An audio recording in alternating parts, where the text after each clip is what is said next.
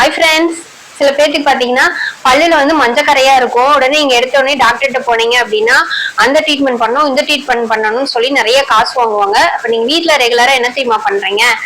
கொஞ்சோண்டு lemon juice எடுத்துக்கோங்க. கொட்டை எல்லாம் எடுத்துட்டு அதோட வந்து கொஞ்சோண்டு லைட்டா பச்சரிசி மாவு, உப்பு, மஞ்சத்தூள் இதை நல்லா போட்டு ரெகுலரா வந்து 2 டைம் ப்ரஷ் பண்ணுங்க. குழந்தை 5 வயசு குழந்தையில இருந்து வயசானவங்க வரைக்குமே 2 டைம் நம்ம ப்ரஷ் பண்ணா மட்டும்தான் நம்ம பல்லு வந்து ஆரோக்கியமா வச்சுக்க முடியும்.